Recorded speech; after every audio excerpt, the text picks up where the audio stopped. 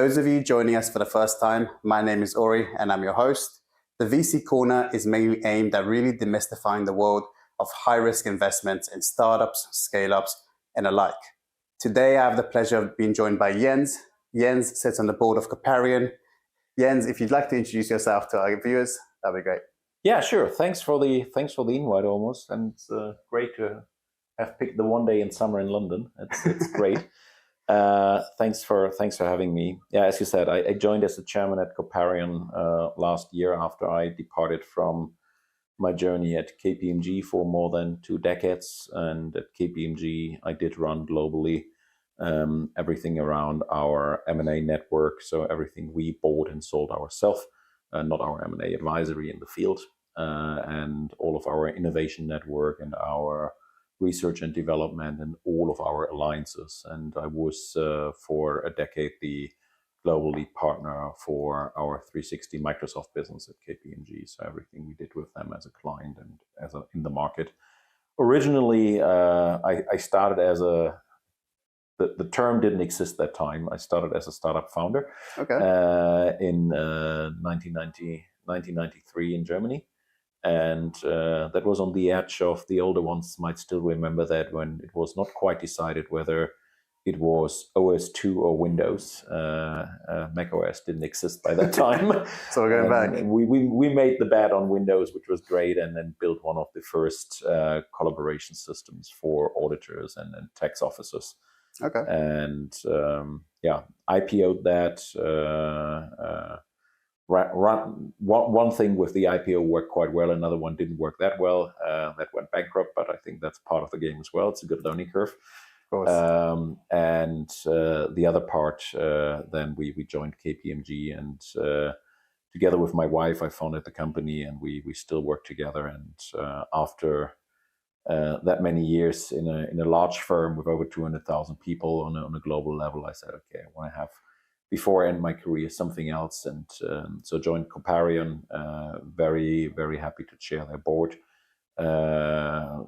Very well-known VC investor, backed by the German government, by the KfW Bank, and very successful on the road with a focus on high tech. And chairing the board of a couple of other tech firms in Germany, and working with a couple of firms in Silicon Valley. And we spent about half the time in Berlin, half in Palo Alto. It's very interesting. So, yeah, in terms of yourself, what kind of led you on this journey? Like, what kind of got you to found your first startup? Like, what motivated you to kind of take that first step and really, I guess, pave the path forward into, stepping into KPMG, then obviously now Coparion. How does that kind of look for you? I think if you're laid back is what is the secret to be successful. I think, and that was the same for us. It's a lot of luck. It's a lot of luck and good coincidence. Obviously, yes, hard work helps. But I've heard that a lot, actually. I have seen so many people who were 100 times smarter than me have been less successful, to be very honest. So it's sometimes being at the right time, at the right place, and that is how it all started. So I basically worked with a friend in a shop which sold hardware computers, and we had a client of us, complaining about the German systems, how the tax officers, the tax consultant work, and that it all sucks, and that they don't even have a good address book. And so we basically started programming in Access address books for tax consultants. And a couple of years later, it was 100 people. It was its own software stack. Wow. And then the new market started in Germany, which was kind of the first wave of the new economy stock exchange market. And we were lucky there to get in. We were lucky to get out early enough, because that was the 2000 bubble. Right. And then KPMG was one of our clients. And then we had always a good relation. We were one of the very early Microsoft partners in Germany, had a good relationship to their engineering. Got over from there. And I think the way it works and why it works is just don't get arrogant, and just get your network get your network facilitated. And I had people who worked as translating Microsoft Office as a junior manager in Microsoft, who are now senior VPs in Microsoft, and or who work at VCs or have their own VC even. Nice. So I would say maintain your network. Don't always just do things where you say, oh, is there immediately something in for me? Sometimes if you do somebody a favor, it pays back 20 years later. 100%. And so yeah, we then went to the US, did a lot of work with Microsoft, helped them with some core engineering things for projects which later became SharePoint, and then alongside the West Coast, worked a lot with HP, worked with Cisco in the past as a consultant. And then KPMG was always like the constant angle, and then we went through the second big hope in that industry was the Enron event, when all the auditors were forced to sell their consultants. So that's then how Accenture came together and how Bearing Point came together, and we made that trip. And then in 2013, I got back into KPMG to basically stand up a true alliance and a true relationship network with tech players, which is probably now a vital anchor of that firm. That's very interesting. And I always said with 50, I want to be out there and do something else again.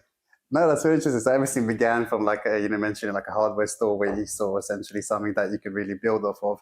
And obviously here we are today. So I think there's obviously quite a lot to unpack in that kind of element. So in terms of yourself, the first kind of element that I guess I really want to find out about is really the dynamics that you've seen between obviously, the German market and obviously Silicon Valley, because, Silicon Valley is notorious for startups and investments and everything alike. And the German market, there's also quite a lot of startups sprouting. So what is the main differences in that dynamic that you have seen personally?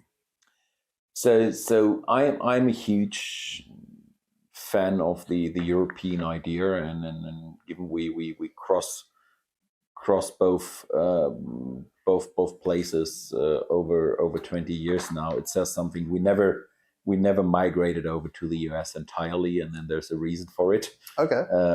So I think there is definitely some core values, some core assets we have here in Europe, and I would include the UK in that, where there is different ways of how founders work. There is definitely there's three big downsides, and then unfortunately the third one just appears, where politically the European Union and the German government, probably more than the UK government, missed the train quite a bit. Okay. So it was definitely a major failure that on a European basis we never invested into a serious cloud infrastructure.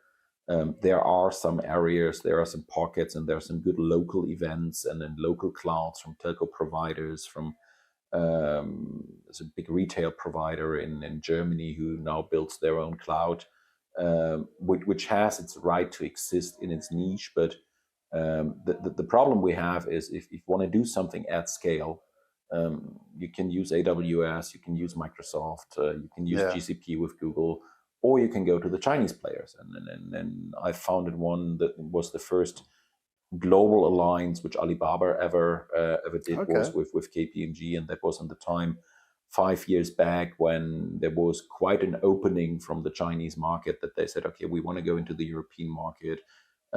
Ali stood up a huge office in Paris with a couple of hundred people, and when you went in the San Francisco airport, you thought Alibaba was buying the airport. So they got really aggressive in going into the European and the US angle, as was Tencent. That's all shut down by now. So we see very, very little activity in the corporate European landscape from the Chinese players. We see a lot though where they just follow their investment routes, very clever in Africa, where they are a dominant player. But the problem is, if you are a Belgium or a German or whatever firm or a UK firm, you have the choice between a US firm or a Chinese firm. The Chinese firm is not really a choice at the moment, because there is a huge data privacy issue if you run on their clouds. course. But given that you are basically stuck with the US, with the three dominant players, okay, there's a little bit of Oracle, there's a little bit of IBM in some areas, but at scale, it's the three. And so I think this is a major infrastructural issue which we missed in Europe to put something against it. The second is definitely that the idea, and the European Union is doing a lot on the funding side. They try to get stimulus funding into the countries. There's a lot of what we do, what KfW is doing in Germany, KfW Bank, what the German Ministry of Finance is doing. There's just another debate now, just from last week, on how to get more stimulus into startup funding. And then when you look where Berlin was 10 years ago or 15 years ago, it was nothing. And then today it's like one of the startup capitals. Yeah. So that is good. But when you look on the access to money, I think it is okay on the early stage, on the angel stage. It's good on the seed and on the Series A stage. When it goes beyond Series B, when it goes really at scale, and especially when it goes into internationalization, then a lot of the startups in Europe look for US investors because it's the single largest market. And they say, if you want to go there, we might want to take a US VC.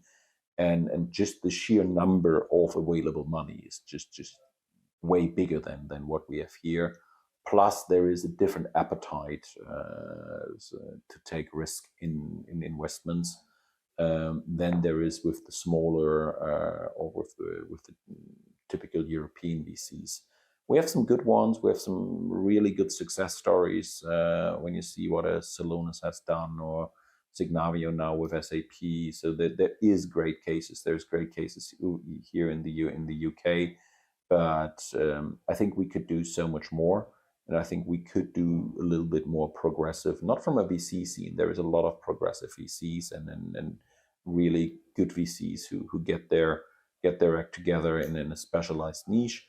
But in general, from political environment, we could do definitely more, especially from the European side. The positive side, though, I think, is that you see, given money is a little tighter, given it's not about scale for scale. It was always in the past more about profitability.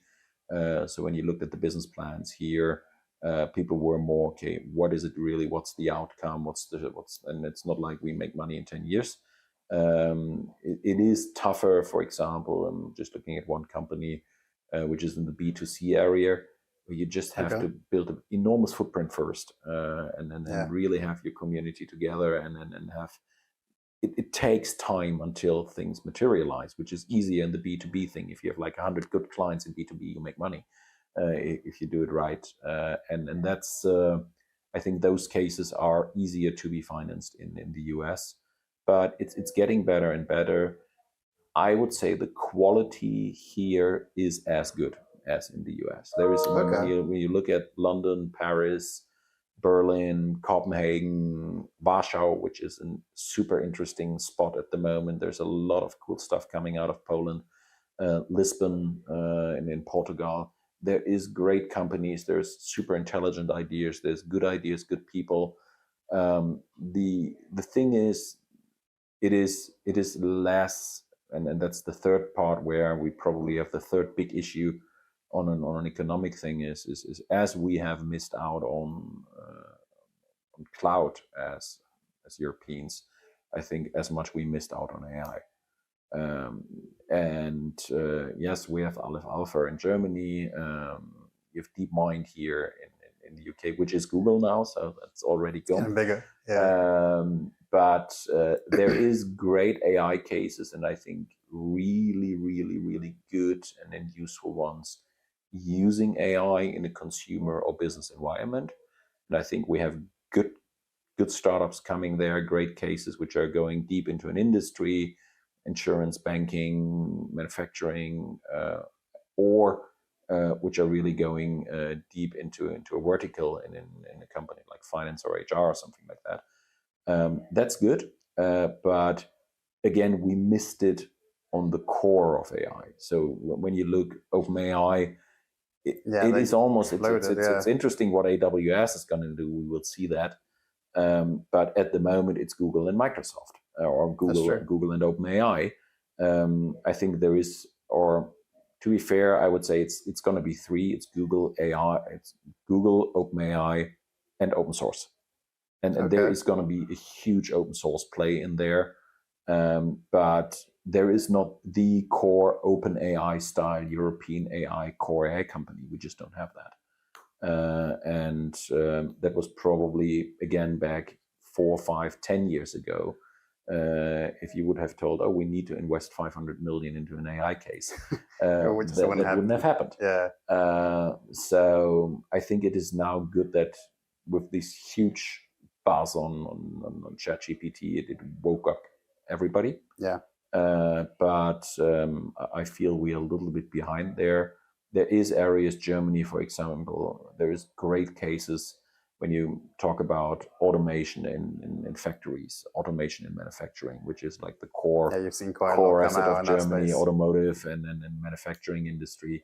And there is really, really cool places, cool companies coming up. And I think these are the ones who will be successful, because it's merging like the core DNA of what Germany is really capable of, and the technology. But when you look under the hood, they use OpenAI, they use Google, they use OpenAI stack, and then there's a lot of US things then coming back in.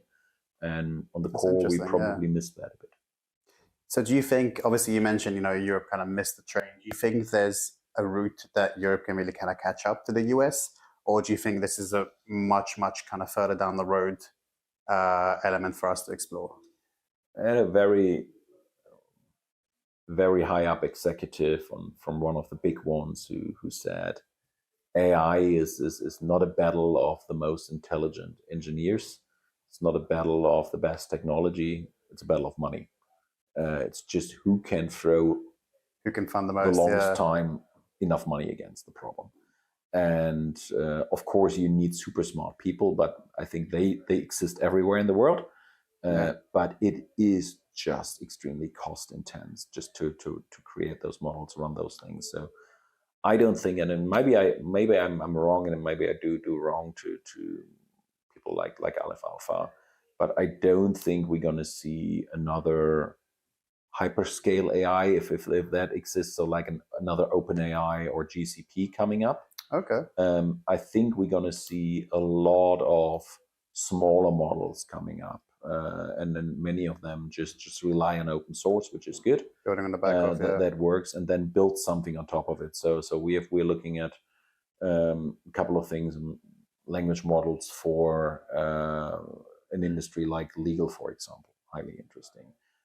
People who are gonna rely on something like, okay, how can we build a model around an industry like insurance or banking? Highly interesting.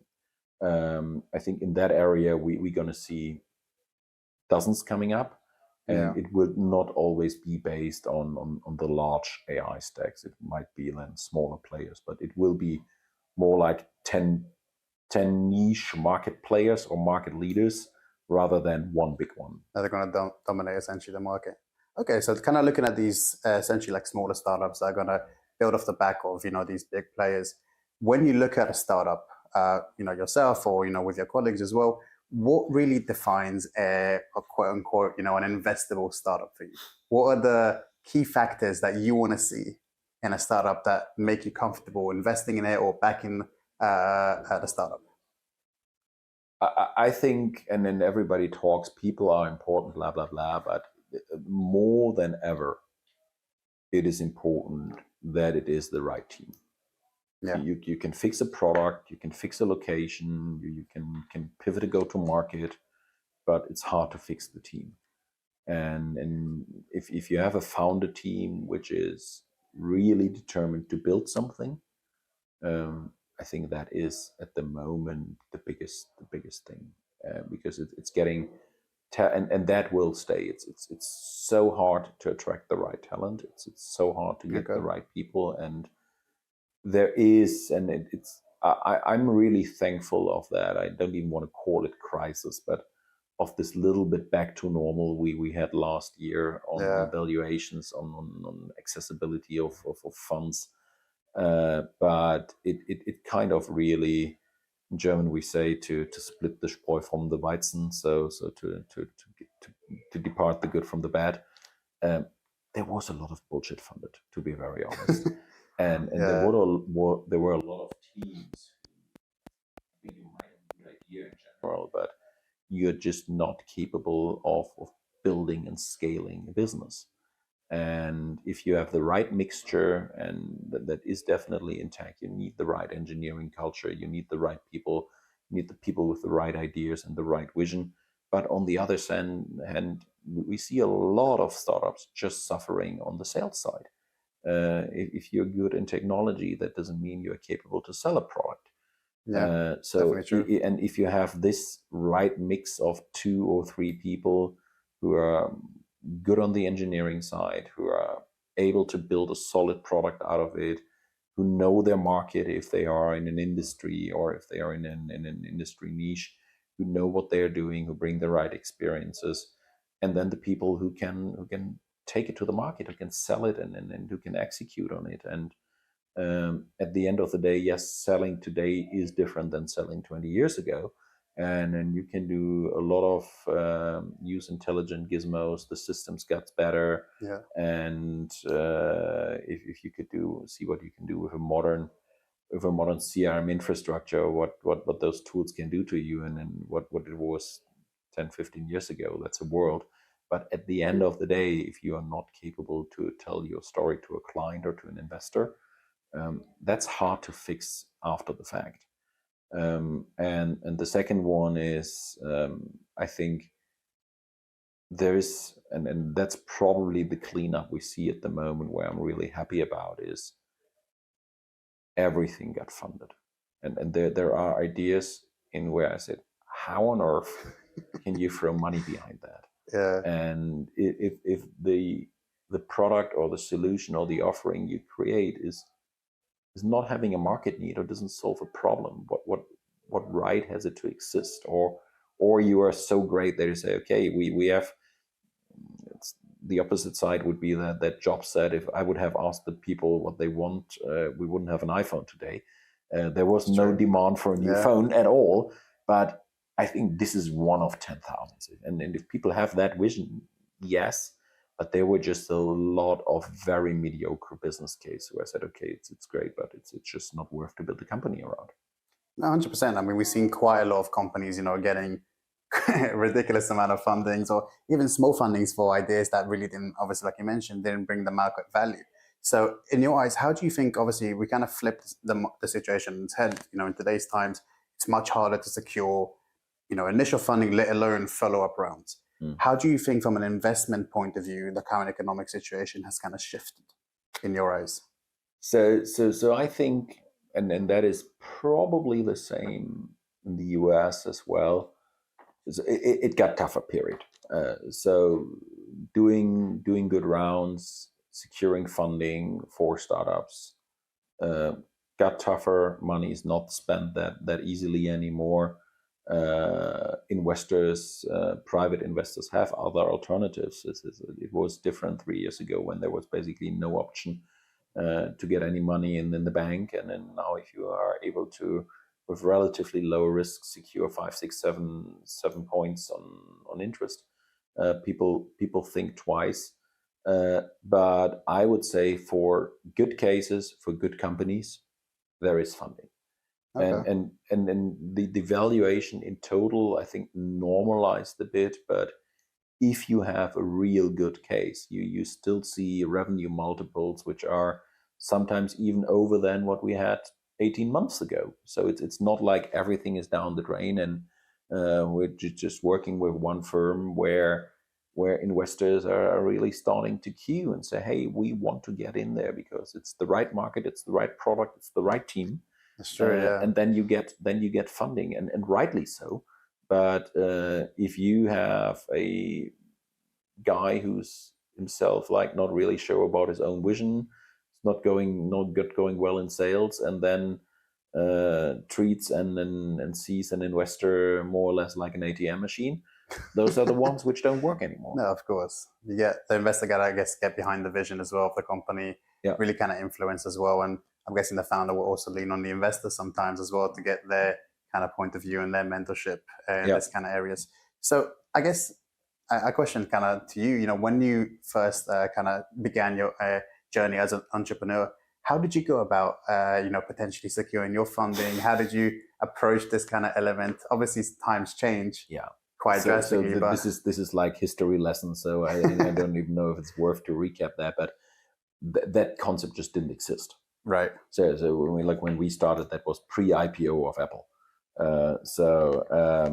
It was the idea of venture. Obviously, in Germany didn't exist. It existed in the US, but there was no idea, and then the way it was way less globalized as well. So there wasn't any idea of, okay, how can you get a funding? We had private investors, but most of it was just taking on debt from the local saving bank, and then throw in your own money you have, and then grow as you go in and do as much as you can. Which, and again, that by that time in the mid-90s, you had substantial funds in the US already. So it just came up here. I think with the new market, even a lot of these things went up in smoke. It got better, and then you had the banks investing in there, and there were structures raising up, but it doesn't have that established culture. I think what lately happens is, and probably around the last 10 years, and then Berlin is definitely a good spot, or London for sure. Anyway, you're closer to the US, that you have a real one globalized market. So you have local investors bidding on out of country pockets. So it's not like if you are a small VC or even family office in the UK, that doesn't mean they invest in the UK. You have all the big VCs, Bain Capital, Sequoia, Battery, you name a big one. They're all in Berlin. They all have their subsidiaries there. They all have their people there. Yeah. And I think they increasingly see it as an interesting alternative because the valuations are still way better than in the US. Okay. You have markets which have a tendency to invest very local, like when you look at Israeli VCs, they have a tendency to go Israel local and then to go directly to the US as a scaling market.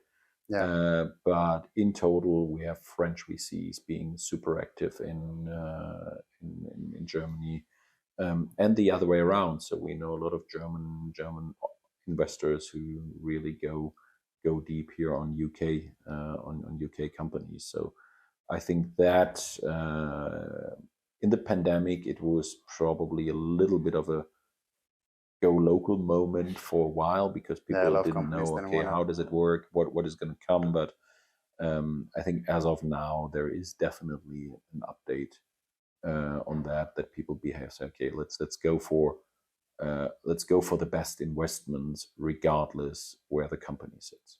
Okay. So essentially, once, so I guess in your opinion, once the startup kind of went through all the hurdles that we just mentioned, and let's say you got a solid team, you got the VC backing them, what do you think is the biggest challenge they will face when it comes to scaling that company up now? So you have everybody in play, everybody knows what they're doing, but obviously there's different hurdles for them to overcome now as they try to grow and as they try to go for further rounds. So first of all, I think you need to have the right VC, and then there's money, and then there's intelligent money. So if you have a VC who just drops money at you, that's fine. But a good VC can be a partner who can do so much more on the networking side. Who can help you with future rounds. And if you've raised your Series A, you need to think about your Series B. And the Series B investors have a very, very close look on who invested in Series A. And is this a one-time thing, or do they stay in? Do they top up their investment? So we really try at Coparian, we really try, not just to be the investor, but be the prime partner and coach them and help them and be active. active in the board, not in a control role, but really in a supporting role. And if you pick the right ones, and again, there's money and there is money, who can build you access to your network. I think what then operational the most companies underestimate the ones who don't work perfectly well, which there are a couple of good examples who really do a fine job. The one is that if you have a technology, you need to make sure that you build an ecosystem of partners who can basically supply people and services around your product. And we have seen a lot of companies who in general have great products, but there's nobody to implement. And you can do professional services. You need to do it, but you only want to do it to a degree, because at the end of the day, it's one-time revenue. It's not ARR. It's multiple. If you build the company value, if you build a consulting company, you don't build too much of a multiplier.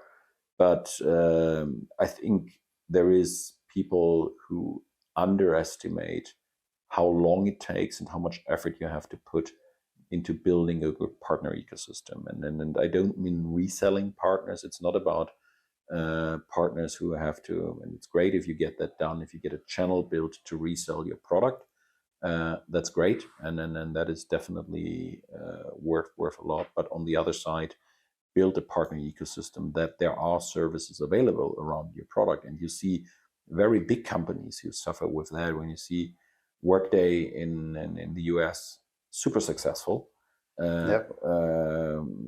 successfully in the UK. When you see them and they have great products, but when you see them in Europe, the big limiter for them is the accessibility of trained people. And that is something then where they do the right thing, and then they have a wonderful partner network and they invest into that. But even those big companies have a challenge to keep up that ecosystem, that services are available. And if you are the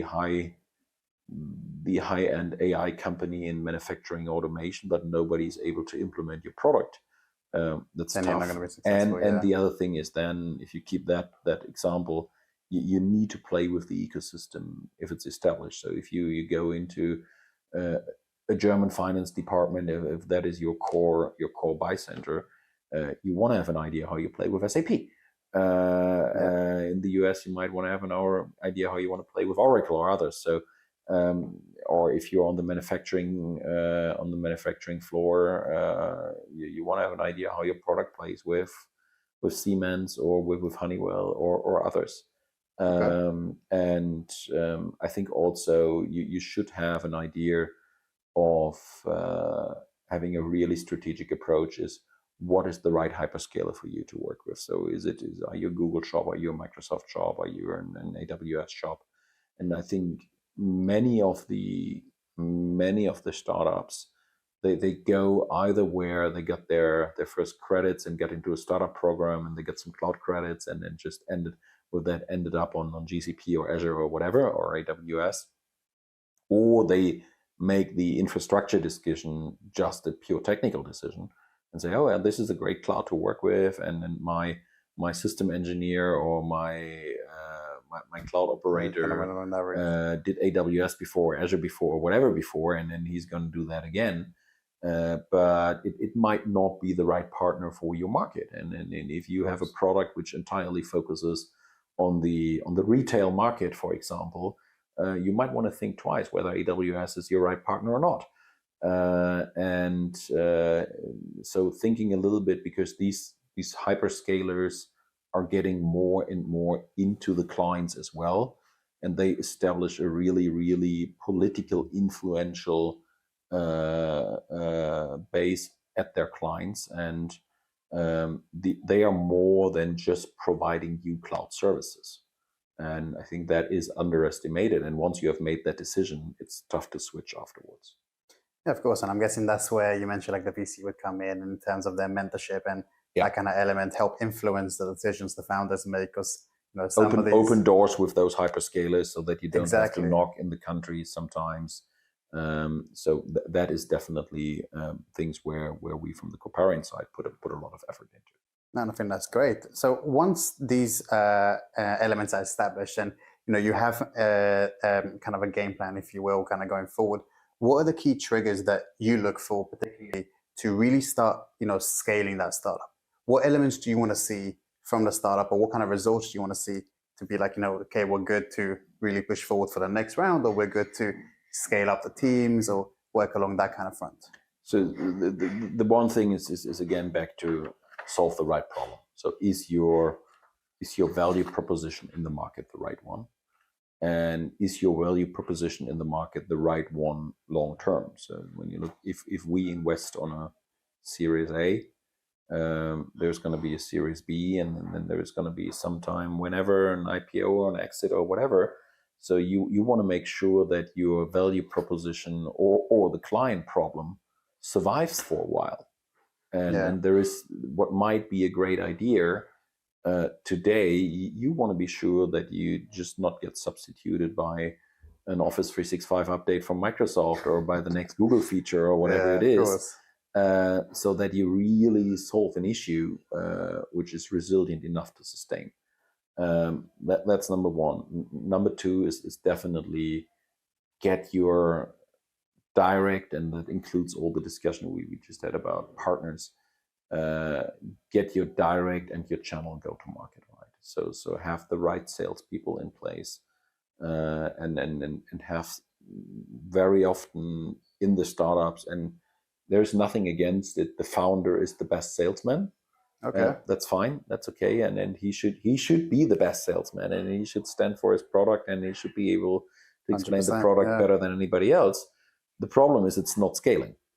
So you can't be everywhere. And latest at the moment when you talk about internationalization, and then talk about from a German company go to the US, or you can go to the UK or whatever. As a founder, you cannot be everywhere.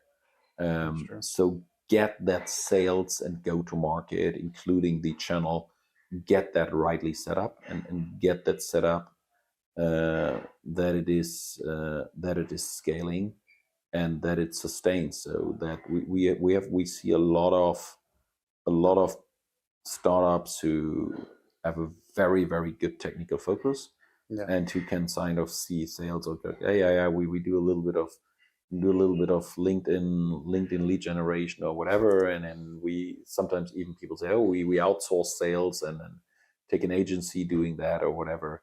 That's just not working on that. You can do that to get a peak limited, or to get some additional scaling, but you have to have a fundamental sales and marketing which really works, and which is set up for scaling. And then I think what is definitely different than 15 months ago is that all investors have a way better and more realistic look on profitability. So is it, and that doesn't mean that the company has to be profitable per se. I think after last year, when everything like Q3, end of Q3 last year was really tough for startups. And there were a lot of VCs who got ultra conservative and we only invest into profitable firms. So that's not the point, and that's not right. But you have to show, I think, you definitely have to show a projection on, okay, when is it going to be profitable? What does it take to be profitable? And if I take on external money, if I take on investment, how do I use the money to make it profitable? And if you say, you have a clear plan, a clear plan to be profitable in the mid stage of your Series B, that's fine, but you just have to communicate it the right way.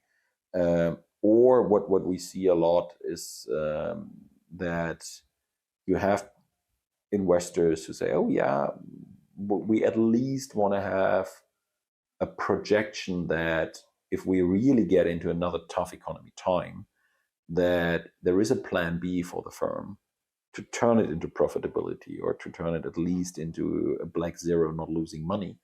That if times get tough, You can say, okay, you can adjust a little bit your investments, you can adjust your growth or whatever. But is there like a way to say, okay, if times get tough, I can flip it into a model which is not burning money. And then we have seen some startups who did some really clever and realistic scenario planning and say, hey, I'm going to be profitable in 3 years. If plan goes according like that, if there is another pandemic hitting or whatever, or the economy breaks down or whatever is there, option. This is our realistic plan B we can follow. Okay. And that creates a lot of trust. That's really interesting. I've not actually seen a lot of startups obviously implement, some implemented that during COVID and some implemented that during this economic crisis. And we have one company in the portfolio who they founded a startup in the travel industry in the pandemic. That's probably the worst thing which could happen to you. And they did a really, really good job. And the Kaparian team worked with them a lot, believed in them, supported them to say, okay, let's go through it. And we know there will be an end of a pandemic, and we all hope probably it came sooner than it came, but they survived, and now we're well on the road. And there's a couple of competitors who haven't survived that in the past. So and I think that also what defines, if you are a founder, what defines to pick the right VC is it a good VC in the tough time, or is it only a good VC in the good times? I think it goes back to 2 points you mentioned. It's obviously, I'm guessing this startup has a really good team behind them, a really good founding team. And also, they have a Kaparian as a VC to kind of back them up. So they went through kind of troubling times, but because you have those two elements, they came out on top, which is obviously really interesting to see.